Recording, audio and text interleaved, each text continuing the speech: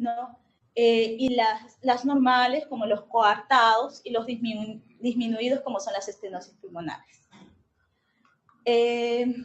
Algo más o menos para que veamos los PCA de conducto arterioso persistente, ¿no? Que normalmente, suponiendo que sea un neonato, esto puede desaparecer a los 15 días, se puede cerrar solo.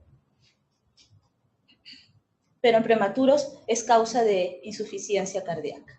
Las comunicaciones interventriculares, que también aumentan el flujo pulmonar y hacen una cardiomegalia con un arco aórtico pequeño, ¿no? Esas son sus placas radiográficas normales. Los CIA, las comunicaciones interauriculares, ¿no?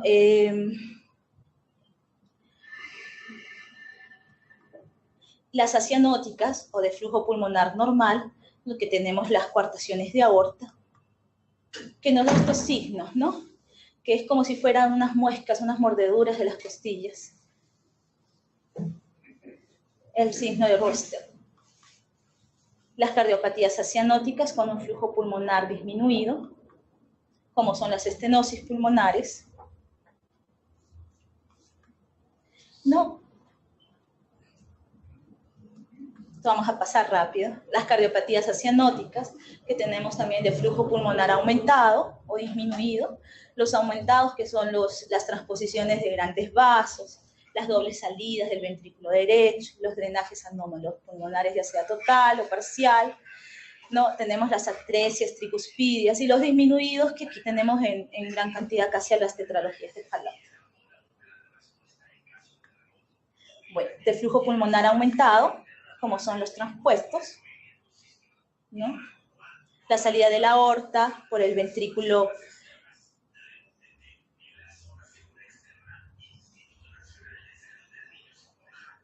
ya.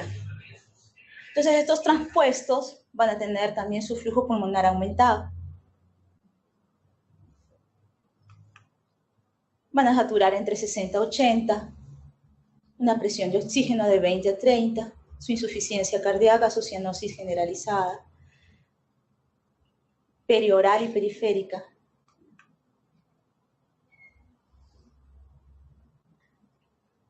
Más o menos se va a caracterizar por su silueta cardíaca en forma de huevo, un flujo pulmonar aumentado, ausencia de timo,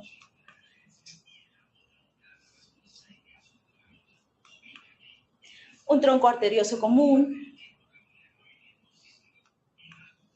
ventrículo único,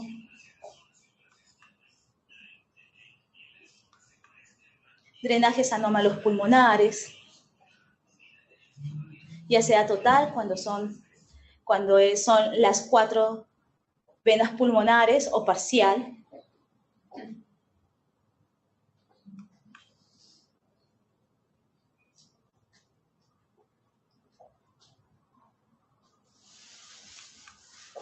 Y esto da una imagen como, cuando son los drenajes anómalos, da una imagen como un muñeco de nieve, ¿no? Esto es para tener más o menos en cuenta de lo que son las cardiopatías. Y las tetralogías de Fallot, que tienen este conjunto que es estenosis pulmonar, CIB, ¿no? La aorta, que está es el cabalgamiento de la aorta.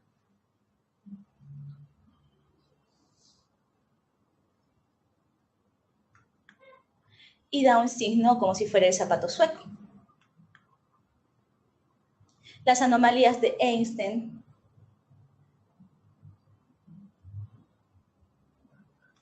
que da un signo como si fuera de un cajón. Totalmente es una cardiomegalia inmensa. Bueno.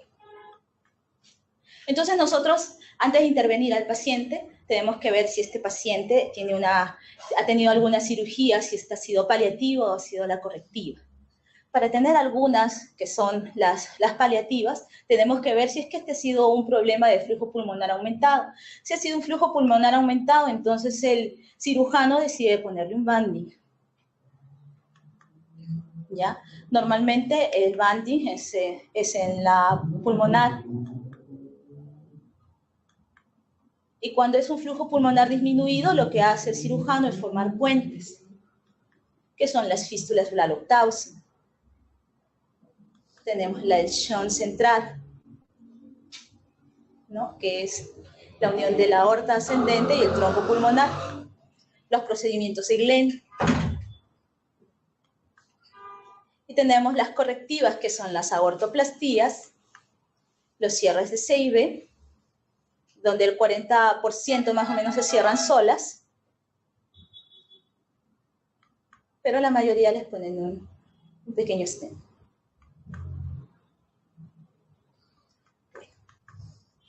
El switch arterial, que son para los transpuestos, esa es su correctiva. Y los procedimientos que se dan más o menos el Fontan, que se da a los 3-5 años después de haber tenido otros procedimientos como es el Glenn, ha tenido 2 procedimientos paliativos antes. Este es en ventrículo único, donde prácticamente, no sé si tiene puntero esto, donde prácticamente por las venas cavas va a estar toda la sangre no venosa y el corazón se convierte en toda la sangre arterial. Eso es lo que hace el último procedimiento de Fontan. Los ventrículos únicos, que aquí tienen todos los procedimientos. Y bueno, nosotros antes de intervenir a un paciente tenemos que ver sus incisiones quirúrgicas. Si estas han sido esternectomías, mini esternectomías, submamaria o subaxilar. Si ha tenido un procedimiento con SEC, sin SEC, cuánto tiempo ha durado, su cateterismo. Capaz, cuando dura mucho tiempo con SEC, tienen algún problema neuropático, ¿no? Que es la desconexión temporal del corazón. Y bueno, aquí, ya, pasamos. Dentro de todo este grupo de pacientes con enfermedades cardiovasculares congénitas, la presencia del fisioterapeuta cardiorrespiratorio en el pre- y postquirúrgico es casi esencial. Y no lo digo yo, lo dice infinidad de artículos que se encuentran publicados desde el 2009 casi, ¿no? 2004. Por ejemplo, en la última guía, que es dada en Chile, dice que el fisioterapeuta cardiorrespiratorio está encargado de brindar terapia respiratoria y cuidados neuromusculares con colaboración activa de la ventilación mecánica u oxigenoterapia. El efecto de la kinesioterapia respiratoria sobre la mecánica pulmonar en pacientes críticos conectados a la ventilación mecánica. No se nota ahí la fecha de la publicación. En conclusión, sacó que la aplicación de un protocolo de kinesioterapia respiratoria reduce la resistencia inspiratoria y mejora la distensibilidad toracopulmonar en el paciente crítico, así como sin alterar la hemodinamia. Tenemos otro artículo que habla sobre la relación entre la aplicación de un protocolo de tratamiento kinésico y la variación de parámetros hemodinámicos en el paciente. Entonces, no se observó cambio desfavorable en los parámetros hemodinámicos en sujetos con patologías cardiovasculares recientemente operados. Este también es un artículo del 2012. También tenemos evidencias de que la movilización temprana es altamente efectiva dentro de los pacientes que se encuentran en la unidad intensiva. Bueno, nosotros para intervenir un paciente tenemos unos recursos técnicos en fisioterapia.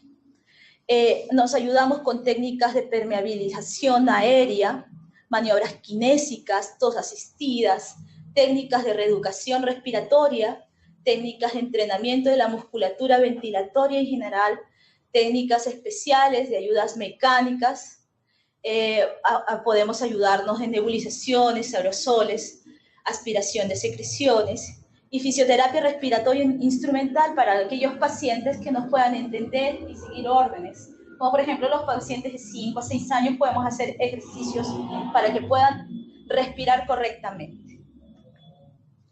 Pero no solo vemos lo que es la fisioterapia cardiorrespiratoria en sí. Nosotros dentro de la unidad intensiva prácticamente somos fisioterapeutas también, en todo, general, ¿no? Fisioterapeuta cardiorrespiratorio que se dedica a la permeabilidad aérea, a la estabilización torácica, a la activación de los músculos respiratorios.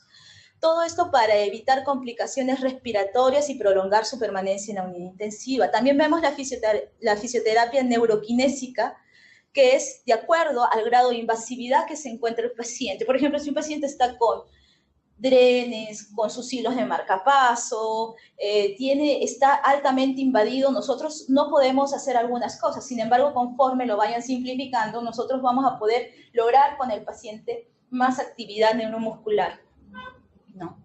La fisioterapia de regulación orofacial, que lo estamos haciendo porque muchos de estos bebés se aspiran cuando no saben succionar, entonces tenemos que iniciarle lo que es la terapia orofacial.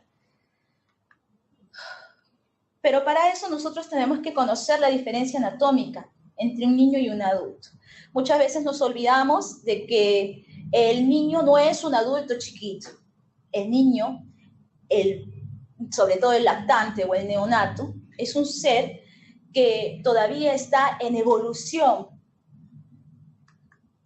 Quiere decir, sus narinas son estrechas, se obstruyen rápidamente por tapones de moco pequeños. Su epiglotis es más larga en posición alta, que se acerca al paladar blando, por lo tanto lo hacen respiradores nasales. Y necesitamos que su nariz esté siempre permeable. A veces hay mucho temor en la aspiración en nasofaringia, pero es necesaria, ¿no? La permeabilización de la nariz. Por ejemplo, recién nacido tiene la laringe a la altura de C2, C3, ¿no? Los menores de 8 años la laringe tiene forma de cono truncado, los adultos es cilíndrica. La tráquea del lactante es directa, caudal posterior, en adulto es recta. Aumenta la resistencia traqueobronquial, por ende, la carina en niños de Sánchez, en adultos no. La mucosa bronquial es laxa y muy vascularizada y el edema provoca obstrucción rápida. Su tórax del recién nacido tiene las costillas horizontales, es altamente flexible, tiene menor expansión anteroposterior y transversal, por lo mismo de que sus costillas son horizontales. Su diafragma tiene pocas miofibrillas tipo 1, teniendo en cuenta que las miofibrillas tipo 1 son las de resistencia y que permiten que haya menos fatiga. Estas son la caja torácica de un recién nacido con el de un adulto, ¿no? Recién nacido hasta lactante, más o menos 3 meses, tiene sus costillas horizontales, lo que la biomecánica cambia para ellos. No es como nosotros que podemos respirar anteroposterior, longitudinal, transversal, no, ellos no. La forma de sus costillas horizontales y su diafragma en inserción horizontal no permite la correcta expansión. Entonces, tiene todas esas limitantes, un recién nacido y un lactante. Aparte, es el recién nacido, más o menos los poros de Kohn empiezan a evolucionar al primer y segundo año de vida. Los conductos de Lambert y los conductos interbronquiales, que son de Martin, recién aparecen más o menos ya a los 6 años, 8 años. Entonces son altamente atelectasiables, se atelectasia con mucha facilidad, ¿no? Entonces, a veces yo he visto que a bebés chiquitos le aumentan el PEP, la presión expiratoria después de la expiración, con la idea de disminuir la atelectasia. Entonces, usted ve que sigue con la atelectasia y más bien el pulmón que está sano tiene como 8 o 9 costillas intercostales expandidas, hasta herniado está. Porque en realidad no ha habido esta compensación. Si un alveolo le hubiera dado al otro alveolo la capacidad de expandirse, entonces el PEP sí resultaría beneficioso, pero en realidad no resulta. Porque es una persona que todavía está en evolución, está en desarrollo, teniendo en cuenta que la etapa alveolar empieza a las 36 semanas de gestación y continúa hasta los 3 años. Entonces no nace, si es un prematuro, aún no tiene alveolos. Bueno, ante esto somos un equipo fisioterapeuta que vemos a los pacientes desde los prequirúrgicos hasta los postquirúrgicos. En el prequirúrgico vemos al paciente que se encuentra en la UCI cardiológica, al paciente grave de UCI cardiológica descompensado. Evitamos complicaciones, ayudamos a estabilizarlo para que llegue pronto a su operación en óptimas condiciones, ¿no? También al paciente que esté estable en hospitalización, fortaleciendo la musculatura respiratoria y la activación tusígena, que para nosotros es muy importante, que este niño pueda tener un buen reflejo tusígeno. El paciente postquirúrgico inmediato que se encuentra en UPO, en UCI cardiovascular, viendo su propio destete del ventilador mecánico. Cuando el paciente está hemodinámicamente estable, nosotros intervenimos, evitando el daño que pueda causarle las presiones del ventilador mecánico, así como los barotraumas, los atelectraumas, los volutraumas que pueden originar el ventilador mecánico, evitando complicaciones dadas por el mismo SEC, tales como las atelectasias, neumotoras, derrames pleurales, trabajando sobre la parrilla costal que ha sido deformada por la cirugía. Acuérdense que muchos de estos pacientes que se han sido intervenidos terminan con un tórax en quilla, no sé si ustedes lo habrán podido observar, ¿no? Entonces, su mecánica ventilatoria ha cambiado totalmente, no es la misma que un niño prequirúrgico. Estamos viendo a pacientes que han sido intervenidos del corazón y le han deformado su caja torácica para poder ser intervenidos. Al paciente postquirúrgico hospitalizado, evitando complicaciones dadas por la cirugía, activándole el reflejo tusígeno, trabajando en conjunto con los padres para su pronto regreso a casa. Entonces nosotros también vemos al paciente ya hospitalizado y enseñamos en ciertas como la manera de inhalar, la manera como tiene que ayudar al paciente cuando todavía no tiene fuerza en su reflejo tusígeno. No. Entonces, lo acompañamos al paciente hasta su alta.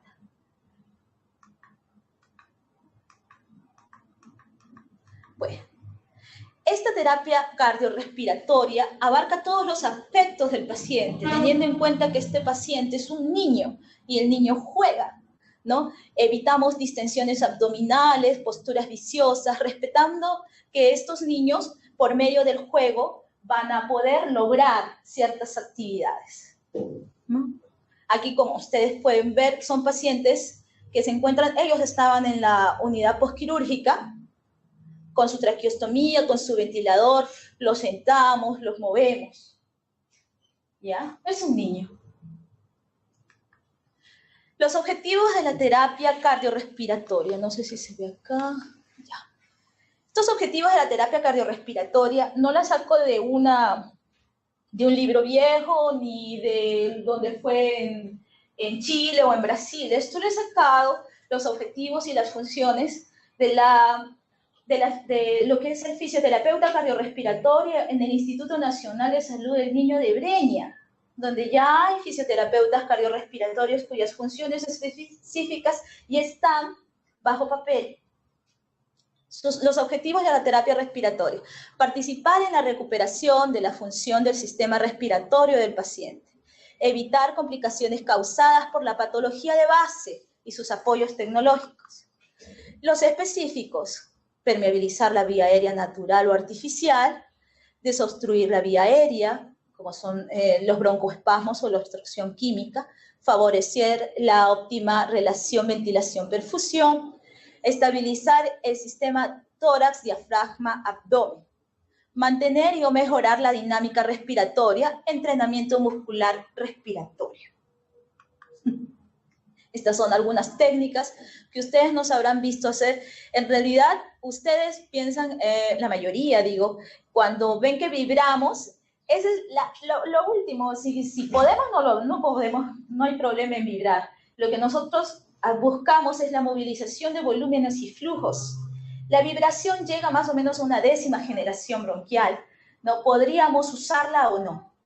A veces se confunde solamente como que es vibración y empiezan a hacer vibroterapia, diciendo estoy haciendo fisioterapia respiratoria, pero en realidad la vibración es un recurso, no tanto una técnica.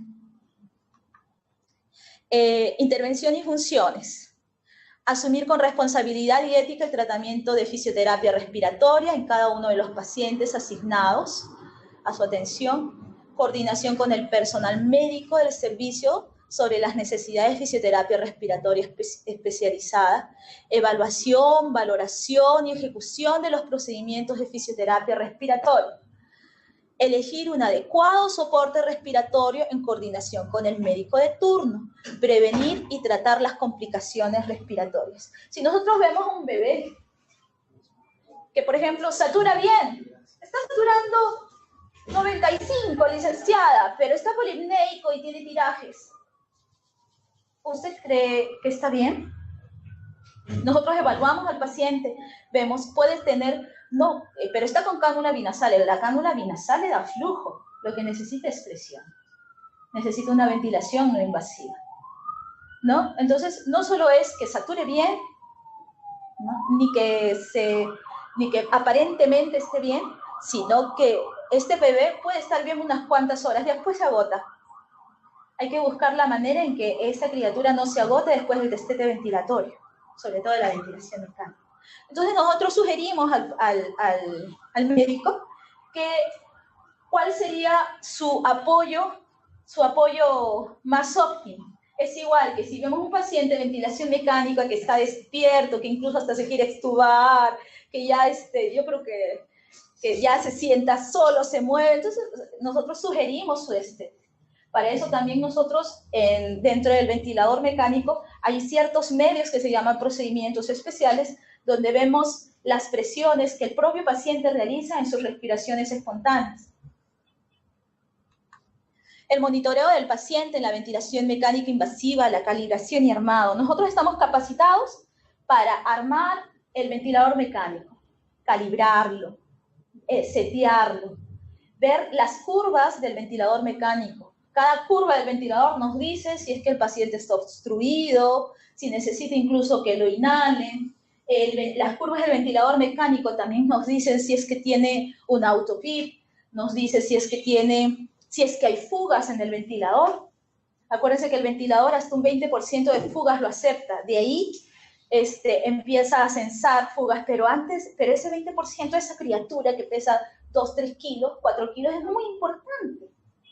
Entonces, por medio de las curvas, nosotros vemos si es que hay fugas, si es que el ventilador está autociclando, si el autociclado es por resistencia de secreciones o es porque tiene agua en el coarrugado. Entonces, nosotros observamos todo eso, la humidificación, que tiene que ser óptima, porque muchas veces la falta de humidificación hace que el paciente tenga secreciones densas, y como tiene secreciones densas, entonces, ¿qué es lo que hacen? Instilan cloruro de sodio para poder aspirar y sacar la secreción, cuando no debería ser así. Debería haber una correcta humidificación, y en caso no hubiera, debería de haber una nebulización óptima a este paciente con ventilación mecánica. Entonces, para evitar las instilaciones que pueden originarle neumonías asociadas al ventilador. Entonces, nosotros estamos observando, cuando el paciente está en ventilación mecánica, observamos todo, desde el nivel de su tubo, cómo está su tubo, si es que está alineado bien, si está monointubado, si pasa o no pasa el aire en ambos campos pulmonares, si es suficiente las presiones que le están dando. Muchas veces después del aspirado, el paciente, la máquina empieza a sonar volumen tidal alto. Claro, es que necesita cambio de parámetros porque ya su pulmón está en otras condiciones, ¿no? Entonces, también hacemos la aplicación y monitoreo de pacientes con ventilación no invasiva, que es muy, muy importante la ventilación no invasiva, porque el paciente se encuentra en una línea intermedia entre ser intubado o continuar su destete ventilatorio.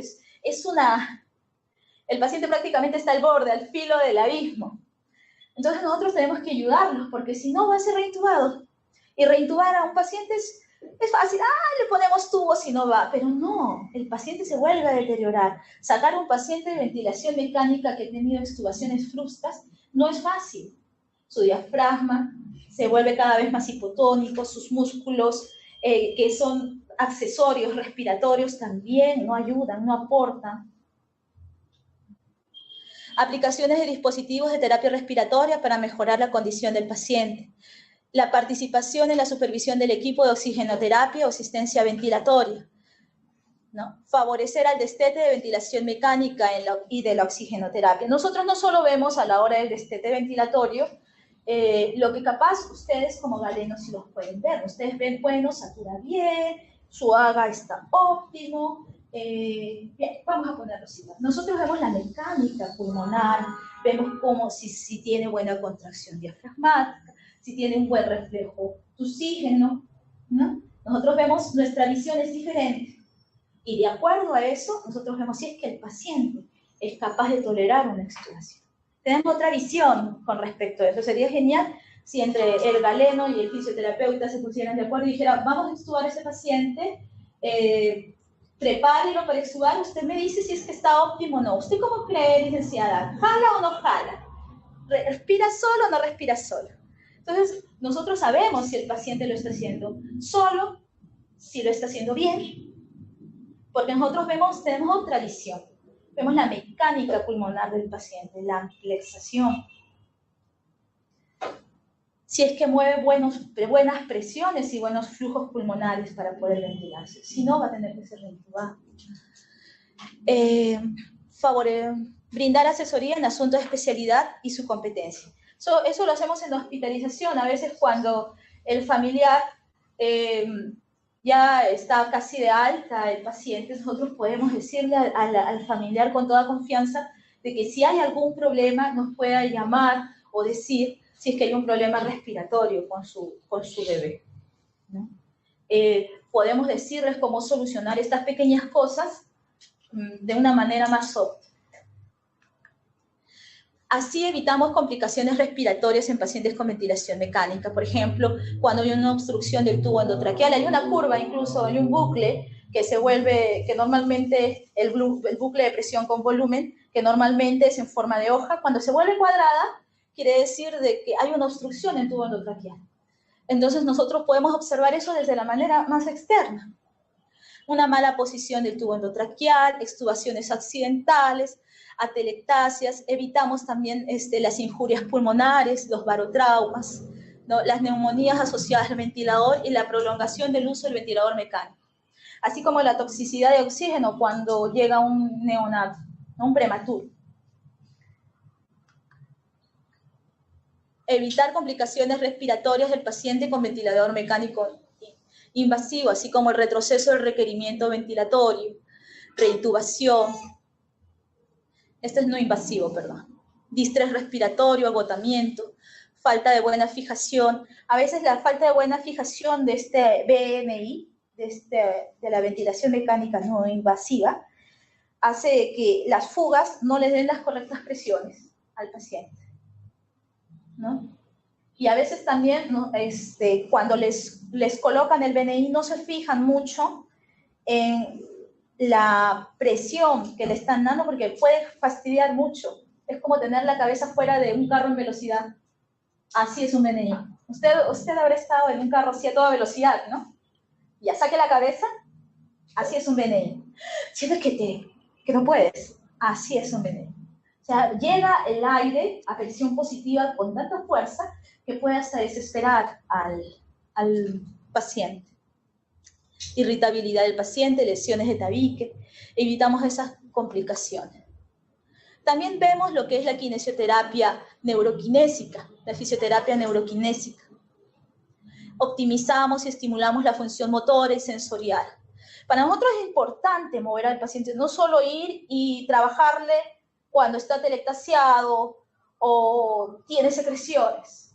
¿Sabes qué? Mi paciente no tiene telectasia y no tiene moco, pero está en ventilación mecánica. Sí, pero no necesita fisioterapia. Sí necesita. Todos los pacientes necesitan fisioterapia. Todos. ¿No? Optimizar y estimular la función motora, sensorial y cognitiva. Un adecuado control postural para evitar deformaciones y complicaciones respiratorias. Ajustes posturales para regular las respuestas motoras, el tono postural, la facilitación de movimiento normal. Acuérdense que también hablamos de un lactante que esté en neurodesarrollo. Este lactante, cuando salga de este momento crítico, va a tener que gatear, va a tener que pararse, correr, jugar. ¿Ya? la reeducación motriz, favorecer y estimular la manipulación, deglución, respiración, comunicación y marcha, y relación con su entorno. Cuando hablamos de control postural, hablamos que el sistema musculoesquelético de los neonatos y pacientes tiene alta plasticidad. Quiere decir que si yo lo dejo en una posición, por ejemplo, por más de 6 horas, su alta plasticidad hace que se forme con facilidad. Yo no sé si ustedes habrán tenido la experiencia de ver los cráneos deformes de los pacientes cuando están mucho tiempo postrados. O los cuellos contracturados que cuando dicen, ay, no quiere voltear para el otro. ¿No quiere? Sí quiere, pero no puede. Una cosa es querer y otra cosa es no poder. ¿No? Y llora el paciente y está para el lado donde está, justo está su ventilador ahí y el paciente está con la cabeza. Lo giran para el otro lado, pero igual su cabeza sigue para ese lado. Entonces es altamente deformable, su plasticidad es alta. Los profesionales de salud que estamos en torno a estos pacientes lactantes y recién nacidos, tenemos la oportunidad de ayudar en las posturas y en la eliminación corporal de estos pacientes. Así tenemos los efectos posturales por gravedad y deformidad, las aducciones de cadera, eversiones de tobillo, hiperextensión cervical, aplanamientos de cabeza, que son las plagiocefalias, que nosotros creo que ya hemos visto en algunas unidades, ¿no? Cuando usted ha evaluado al paciente y por ahí le ha tocado sus fontanelas, su cabecita, ha encontrado que, oh, maravilla, mira, esta parte está bombada y esta parte está plana, hasta sin cabello. ¿Sí? Así el sistema musculoesquelético, de inactividad en cama y en reposo, ya sea en cualquier persona, origina debilidad por desuso, contracturas musculares, artropatías y fragilidad ósea. El reposo en cama completo y prolongado hace que el músculo pierda de un 10 a un 15% de fuerza por semana y el 50% en 3 a 5 semanas. Y así vemos a los pacientes hipotónicos, pero todos contracturados, ¿no?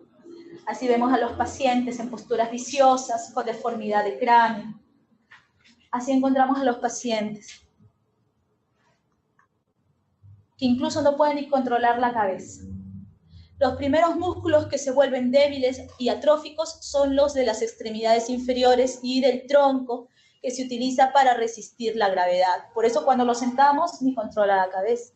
Alteraciones fisiológicas de los músculos en inactividad prolongada, y la actividad enzimática oxidativa, la disminución de la tolerancia al débito de oxígeno y acumulación temprana de ácido láctico. Entonces, cada vez que uno lo mueve, parece que le doliera el alma al paciente, su cardíaca sube, empieza, ya, no lo toques, déjalo ahí mejor. No, pero no, necesita moverse, tiene acúmulo de ácido láctico. Pero es por inactividad. Entonces, ¿qué tenemos? Neumonías hipostáticas, que están dadas por la reducción de expansión pulmonar, por la debilidad muscular generalizada y por el éxtasis de secreciones. Hace un paciente postquirúrgico, ya se le hizo su correctiva, ya está el estete. ¿Qué es lo que le pasa a esta criatura? ¿Por qué no sale? ¿Y por qué se vuelve a complicar? Y ya tiene neumonía, y ya tiene acúmulos de secreciones. Es por la inactividad, porque está postrado. Hace reducción de la expansión pulmonar, no mueve buenos volúmenes pulmonares. Su debilidad muscular generalizada hace que este paciente no tenga buena respiración. El éxtasis de secreciones, y las secreciones se quedan, ¿no? Porque no mueve buenos flujos pulmonares. Teniendo en cuenta de que el diafragma hace un 80% del trabajo, nosotros también vemos los músculos. Acá hay una imagen, aquí está. Los músculos de la inspiración. Este es un libro de Cristancho que nosotros, es nuestro coquito, que aprendemos desde que entramos en la especialidad. Nosotros sabemos que sí, hay un productor de la fase, que es el diafragma. Pero si no hay un facilitador de la fase o hay un accesorio de la fase, esta respiración no va a funcionar. Más o menos les explico más qué son facilitadores, ¿no? Usted tiene un bíceps. Pero si su tríceps no se relaja, ¿usted puede flexionar la mano? Ya, el tríceps es su facilitador. El bíceps Es un músculo productor de la fase. Pero suponiendo que usted no tuviera un buen bíceps, vamos a ponerle su bíceps, sus supinadores, vamos a añadirle más, suponiendo que no tuviera fuerza. Entonces, ¿qué sucede? Esos son los accesorios de la fase. Vamos a hablar ahora de la respiración. En la respiración, el productor de la fase es el diafragma. Pero si la parte facilitadora de la fase, que si ustedes ven bien, son todos los glosos, geniogloso, genioideo, esteroideo, tiroideo. ¿Dónde están? En la parte superior, ¿no? Si toda esta parte superior no estuviera óptima para poder iniciar una respiración, eso no se da. No se da la respiración, por más buen diafragma que tenga. ¿Sí? Es por eso que usted ve al terapeuta que le mueve el cuello, que le mueve la tráquea. ¿Qué haces? Estoy ayudándolo. Y los accesorios de la fase, porque acuérdense que este diafragma ya no va a actuar en su totalidad porque estaba en ventilación mecánica prolongada o porque ha tenido algún defecto, o a veces la toracotomía hace que haya una sección en el nervio frénico y, tiene el diafragma elevado. Entonces nosotros tenemos que trabajar ya no con un 80%. Si no, ya es un 40%. Y tenemos que trabajar los músculos accesorios de la fase, que si usted observa bien son casi todos los músculos que se encuentran en el tórax y en el hombro, en la escápula. Entonces, usted también nos va a ver que nosotros movemos los brazos, movemos el hombro, movemos la escápula, la clavícula. ¿Por qué? Y bueno, entonces nosotros trabajamos en todos estos músculos de la inspiración. Los músculos accesorios de la fase intervienen en situaciones patológicas o durante el ejercicio. Es por eso que a veces nosotros vemos que los intercostales se activan cuando hay tirajes. Hay tirajes. Dentro de los tirajes, cuando hay algún problema, empieza a activarse los músculos intercostales como productores. Su contracción contribuye al incremento de volumen intratorácico, con el que ayuda a la inspiración y al incremento de la presión negativa. Sin embargo, ellos nunca pueden sustituir al productor de la fase, que es el diafragma. Bueno, aquí no sé si pueden ver. Este es un bebito envueltito bien lindo, todo envuelto dentro de su cunita. No sé si ven acá en el ventilador, en el Evita, acá hay una parte que es la compliance y esta es la resistencia. Tiene una compliance de 0,9 y una resistencia de 207. ¿Ya? Se le soltó, ni siquiera lo he tocado. Solo le solté. ¿Y qué pasó? Su resistencia disminuyó hasta 152 y su compliance aumentó a 3. Entonces nosotros cuando vamos a entrar con un paciente, lo ayudamos en su totalidad. No solo estamos para los pacientes que tienen secreciones o atelectasias. En realidad, todos los pacientes deberían recibir fisioterapia. Todos, porque todos requieren la movilidad que ellos han perdido por su estancia en cama. Tienen que recuperar la movilidad en todo su aspecto y eso lo va a ayudar a que salga de su problema ventilatorio. ¿Sí? Esta ya es mi última diapositiva, creo que ya no tengo más. ¿Alguna pregunta? Espero que la ponencia les haya un poquito sacado de dudas en cuanto a lo que es la fisioterapia cardiorrespiratoria y todo lo que nosotros podemos hacer. Ustedes en realidad, aquí el hospital tiene el lujo de tener un fisioterapeuta respiratorio en una unidad exclusiva, porque en otros hospitales hay un terapeuta para todo el hospital y solo va por interconsultas por el médico oficial. Entonces, cuando pasa interconsultas, ahí ya pasan como horas que respondan interconsulta, ya el bebé ya, o si es que estado crítico, ya no se puede hacer más. Sin embargo, un fisioterapeuta respiratorio ahorita está en cada unidad y está 12, a mínimo 6 horas en esta unidad ahí, ¿no? A disposición del paciente para verlo 1 o 2 o 3 veces en el día, ¿no? Hay que usar use el recurso humano como es el fisioterapeuta respiratorio. y todo lo que podemos hacer. ¿Tiene alguna pregunta? ¿Quién indica la cantidad de sesiones que va a realizar su paciente? Normalmente lo indica el médico a cargo del paciente. El médico a cargo del paciente indica cuántas veces desea que lo vea, ya sea porque quiere un test ventilatorio, si está en ventilación mecánica, o quiere lograr algo adicional a este paciente, ¿no? Eso lo indica usted. Diga usted. ¿Hay alguna forma diferencial en el tratamiento? En el caso usted está en lo que es cardiología. En cuanto a la medicina física, la terapia respiratoria, es diferencial, hablando de paciente con ventilación mecánica, sea por ejemplo, paciente neuroquirúrgico y paciente cardiológico. Pero al final lo que necesitamos es sacar el ventilador, reforzar. ¿Hay alguna diferencia entre la fisioterapia que realizas entre esos pacientes? En realidad, más que diferencia es precaución, porque, por ejemplo, nosotros cuando sentamos al paciente ya estamos actuando sobre su gasto cardíaco, ya aumentamos el flujo pulmonar o disminuimos. Entonces, nosotros tenemos la precaución de no llevarlos a ciertas posturas. En cuanto a mi colega que está en la unidad intensiva neuroquirúrgica, él capaz tendrá algunas precauciones, pero en realidad nuestra finalidad es la misma, ¿no? El destete pronto de la ventilación mecánica y la movilización pronto. ¿Alguna curiosidad que tengan, algo que hayan visto? Estoy segura que sí. Estoy segura que sí. En realidad, la ponencia está dada para que ustedes sepan todo lo que nosotros podemos hacer, que no solamente estamos restringidos para lo que son secreciones, o sea que si ya lo aspiraron, ya no lo toques. No, ya lo aspiraron bien, ya lo aspiraste, ya déjame manejarlo, lo voy a sentar, lo voy a pronar, ¿no? O sea, ya lo aspiré, ya no lo acabo de aspirar, ¿no? Ya, o sea que mi labor acabó en la eliminación de secreciones, no, ahí inicia. Ya que salgan secreciones mientras lo voy moviendo es magnífico, pero en realidad la finalidad de nosotros no es tanto botar moco.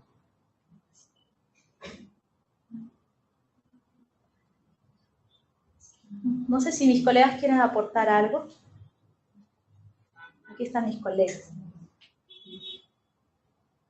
En realidad, el tema de la terapia cardiorrespiratoria no solo nosotros estamos en la unidad de cardiología, cirugía cardiovascular, pero abordamos todas las especialidades en neurocirugía, en neurología, también intervención de solenes, respiratoria. También estamos en cirugía. Trasplante de órganos en el abdomen quemado, en otros dando la atención del como fisioterapeuta cardiorrespiratorio, ¿no? La especialidad de nosotros es terapia cardiorrespiratoria, pero para darles el énfasis de que vamos a todas las especialidades que estamos preparados para ello, tanto para la intervención en unidades críticas como intervención incluso en la parte preventiva, como pueden ser los pacientes que vienen